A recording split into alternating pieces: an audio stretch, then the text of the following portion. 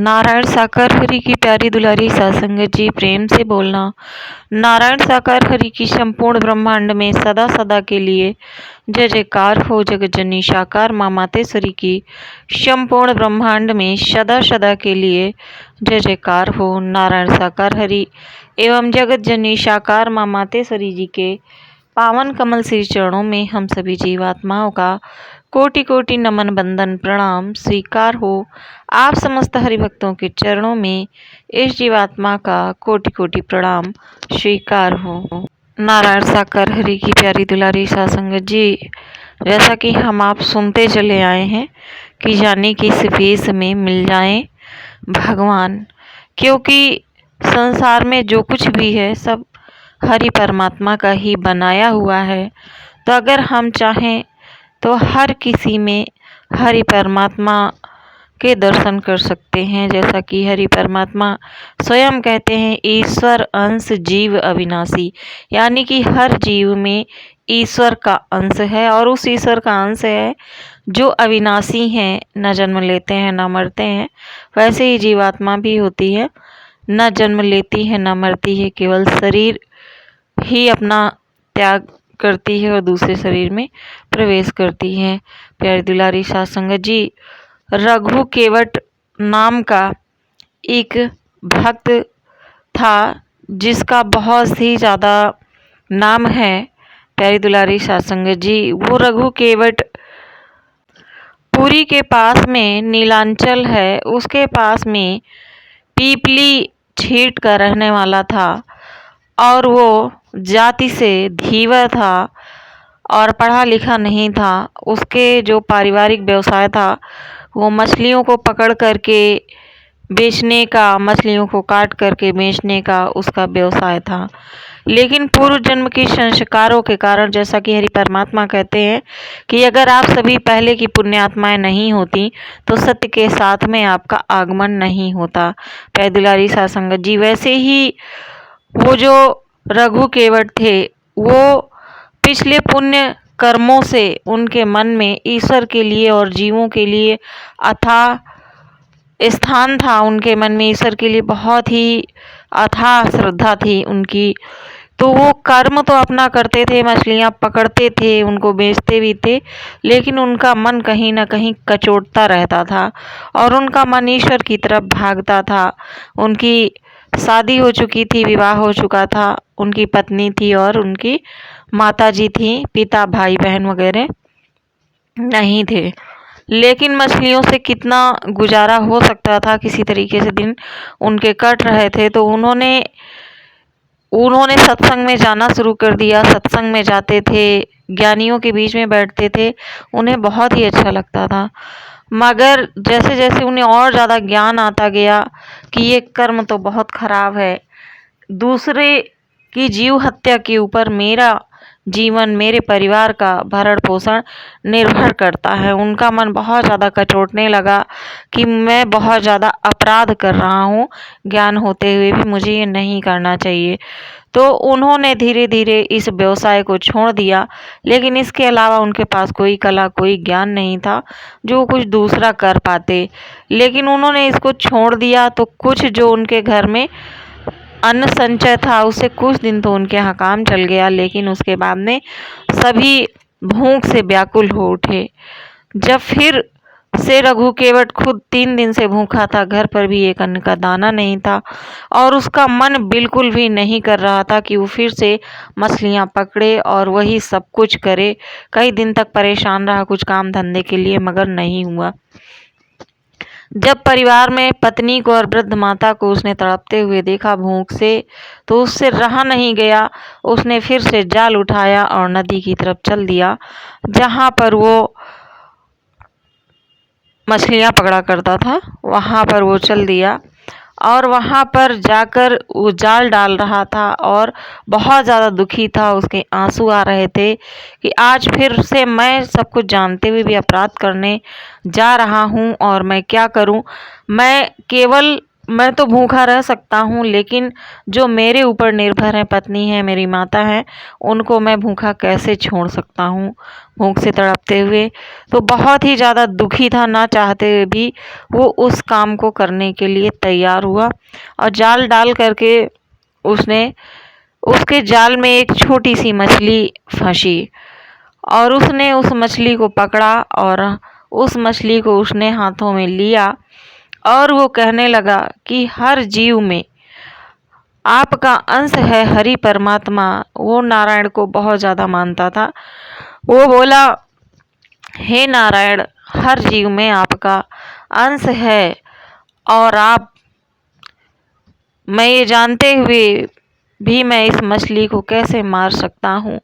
अगले ही पल उसकी नज़रों के सामने अपनी पत्नी और माँ का चेहरा घूमने लगा। वो इतना ज़्यादा दुविधा में पड़ गया, इतना ज़्यादा दुखी हो गया कि उस पर सांसारिक जिम्मेदारी भारी पड़ने लगी और उसने उस मछली को फाड़ने के लिए जैसे ही उसका मुंह मछली को फाड़ने लगा, वैसे ही मछली के अंदर से उसको आवाज़ आती है कि हे नारायण, मेरी रक्षा करो।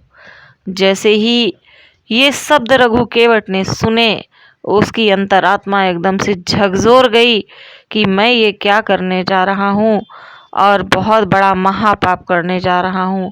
उसने कहा, मैं इस नदी में इस मछली को भी नहीं रखूँगा और वो मछली लेकर के वन की तरफ भाग दिया। वन में झरने झरते थे, वहाँ पे कई जगह पानी भरा हुआ था।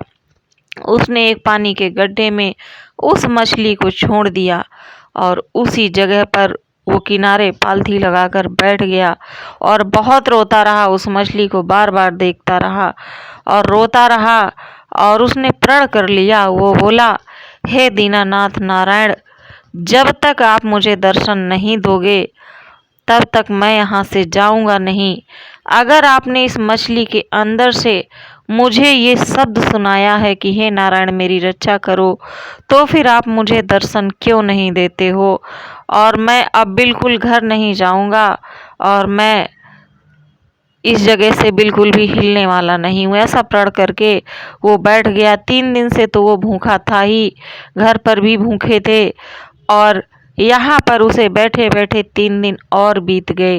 तो पहले तो वो पानी भी पी रहा था, लेकिन इन 3 दिनों में उसके अंदर पानी का बूंद तक नहीं गया। उसके बाद में भगवान ने देखा कि ये तो हठ ही करके बैठा हुआ है, तो भगवान ने एक संत का रूप धारण किया और वहाँ पर आए और बोले कि हे मानो, तुम यहाँ पर ऐसे क्यों बैठे हो जंगल में और इस मछली को तुम यहाँ पर ताक रहे हो, तुम यहाँ क्यों बैठे हो। जब आवाज़ सुनी कि यहाँ कौन आया है तो आंखें खोली रघु केवट ने और बोले, हे महात्मन, आपको इससे क्या प्रयोजन है कि मैं यहाँ क्यों बैठा हूँ। अगर आपका कोई कार्य है तो आप मुझे बताइए।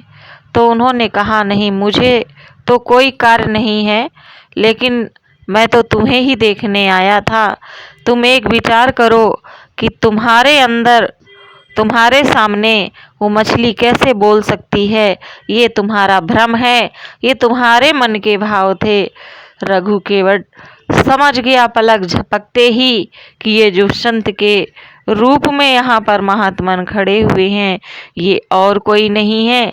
ये मछली के बोलने वाली बात ये कैसे जान सकते हैं। मैं तो किसी से मिला नहीं, मैंने किसी से बताया नहीं, मैं तो सीधे भाग करके यहाँ आया हूँ। तो इस बात को जानने वाले हरि परमात्मा के सिवा कोई नहीं हो सकते हैं।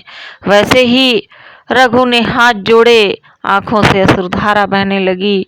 उसने कहा, हे प्रभु, अब जब आप आ ही गए हो तो आप मुझे अपने स्वरूप के दर्शन कराइए। ऐसे वो हाथ जोड़ करके बार बार प्रार्थना करना लगा। भक्तवत्सल नारायण हरि को तुरंत ही अपने स्वरूप में आना पड़ा। चतुर्भुज रूपधारी भगवान उनके सामने थे और जो उन्होंने रघु केवट को दर्शन दिए वो बहुत ही विशाल थे। उनके अनंत भुजाएं थीं, अनंत सर थे अनंत अनंत सारी चीजें थीं। रघु केवट एकटक निहारते रहा और हरि के चरणों में लेट गया। उस दिन से उसने उस समय हरि से कहा कि हे नारायण, मुझे अपनी भक्ति का वरदान दो। नारायण ने अपनी भक्ति का वरदान दिया, साथ ही कुछ और मांगने को कहा। तब उसने कहा कि हे प्रभु, मैं कोई भी कार्य कर लूं, लेकिन मुझे इस तरीके से जीव हत्या करके अपना और अपने परिवार का भरण पोषण न करना पड़े, और जब मेरा अंतिम समय हो तब मैं आपके दर्शन करते हुए ही अपने इस शरीर का त्याग करूं। हरि परमात्मा ने तथास्तु कहा और वहां से अंतर्ध्यान हो गए। रघु केवट अपने घर पर आया और आकर के लेट गया। घर वाले पूछते रहे कहाँ थे, कहाँ गए थे, लेकिन उसने कुछ नहीं कहा। सुबह वो उठा, उसने ना तो अपना जाल उठाया, ना वो मछली पकड़ने गया, बस वो गांव में अपने निकल गया और बस वो जोर जोर से हरि का भजन गाने लगा गलियों में निकलते हुए। और आश्चर्य कर देने वाला वाकया हुआ कि जब वो गाते हुए ऐसे निकला तो उसको लोग अपने आप ही जानते तो थे ही कि ये दिनहीन है, तो अपने आप ही लोग उसे बहुत सारी सामग्री पदार्थ देने लग गए, जबकि उसने किसी से नहीं मांगा था। साथ ही जमींदार ने उसे अपने पास में बुलवाया और कुछ काम की भी उसकी व्यवस्था कर दी। उसके बाद में रघु भक्ति भी करता रहा, अपना कार्य भी करता रहा, लेकिन उसकी भक्ति बहुत ज़्यादा प्रबल थी, बहुत पवित्र थी उसकी भक्ति। अपनी कुटिया में रहते हुए बहुत ही प्रबल भक्ति वो कर रहा था। एक दिन उसको सपना आया, उसे महसूस हुआ कि पास में जो जगन्नाथपुरी है, उसने पहले भी दर्शन किए थे, उसे लगा कि जगन्नाथ भगवान आए हैं और मुझसे भोजन मांग रहे हैं। वो सुबह उठा, उसने फटाफट घर में भोजन बनवाया और जहाँ पर जिस कुटी में बैठ करके वो ध्यान किया करता था, उस कुटी में भोजन ले करके चला गया और घर पर कहा कि मुझे कोई भी रोके टोके ना, मैं खुद ही आ जाऊंगा। और वहाँ पर बैठकर वो प्रभु को पुकारने लगा, प्रभु मैं आपका भोजन ले आया, हे प्रभु भोजन करिए आके। और भक्त वत्सल दीनानाथ वहाँ पर आकर भोजन ग्रहण करने लगे। इधर पुरी में क्या होता है प्यारी दुलारी साध संगत जी, जो जगन्नाथ भगवान का मंदिर है पुरी में, उनका एक भोग मंडप अलग से है, जहाँ पर भगवान जगन्नाथ की परछाई पड़ती है भोग मंडप में, जल में, पर जो प्रसाद का भोग होता है उसी जगह पर लगाया जाता है। उस दिन राजा के यहाँ से भोजन प्रसाद प्रभु के 56 भोग बन कर के आए थे जगन्नाथपुरी में। तो पुजारी वहाँ पर रखने के लिए जैसे ही गया, उसने देखा कि जल में तो कोई भी परछाई नहीं दिख रही है, मूर्ति तो अपनी जगह है और जल में परछाई भगवान की स्वरूप की क्यों नहीं दिखाई दे रही है, जबकि बीच में कोई अवरोध, कोई व्यवधान भी नहीं है जिसकी वजह से न दिखाई पड़ रहा हो।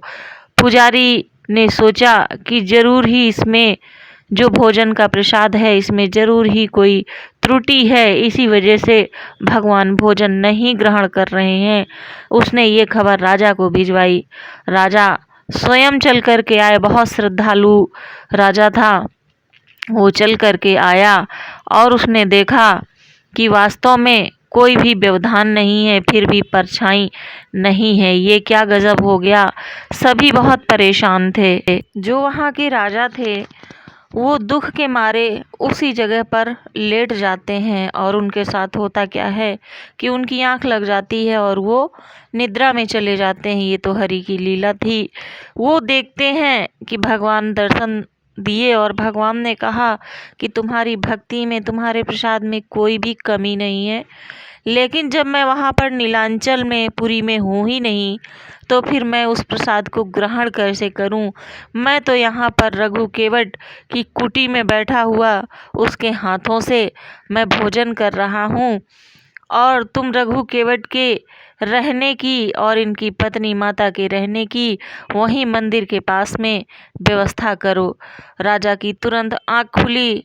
राजा ने सपने को सत्य मान करके तुरंत घोड़े पर सवार हुआ और पिपली गांव की ओर चल दिया। पता करते हुए रघु केवट की झोपड़ी में पहुंचा और उसने बहुत ही जोर लगाने के बाद में कुटी का द्वार खुला। जब कुटी का द्वार खुला तो वो आश्चर्यचकित रह गया कि रघु केवट के सामने भोजन की थाली रखी हुई है और वो ग्रास खिला रहे हैं, लेकिन सामने किसको खिला रहे हैं ये उनको दिखाई नहीं दे रहा था। बहुत ही ज़्यादा आश्चर्यचकित रह गए। वैसे ही भगवान जी नारायण हरि वहाँ से चले जाते हैं। जैसे ही नारायण वहाँ से जाते हैं वैसे ही रघु केवट तुरंत ही रोने लगता है और मूर्छित हो जाता है। राजा ने उसे रघु केवट को अपनी गोदी में बैठाया। पानी की छींटे मारे। होश में आने पर रघु ने देखा कि मैं तो राजा की गोद में हूँ। रघु केवट ने पूछा आप यहाँ कैसे आए? तो उन्होंने वृतांत कह सुनाया कि मुझे आपका पता नारायण हरि ने स्वयं दिया है और अपनी बात बताई कि मुझे ये सपना दिया है। उसके बाद ही रघु केवट वहाँ से जाने के लिए तैयार हो जाते हैं और राजा रघु केवट उनकी पत्नी और माता जी को लेकर के पुरी के लिए रवाना हो जाते हैं। और वहीं पुरी मंदिर के पास में ही दक्षिण दिशा में उनके रहने के लिए घर की व्यवस्था और ज़रूरी सुविधाएं उनके लिए सारी मुहैया कराते हैं। तो ऐसे थे रघु केवट, जीवन पर्यंत नारायण हरि परमात्मा का गुणगान करते रहे और अंत समय में नारायण हरि धाम को वो चले गए। प्रसंग थोड़ा बड़ा हो गया, उसके लिए क्षमा करना, लेकिन जब कोई भाव का प्रसंग आ जाता है तो पता ही नहीं चलता है समय के लिए। प्रेम से बोलना नारायण साकार हरि की संपूर्ण ब्रह्मांड में सदा सदा के लिए जय जयकार हो।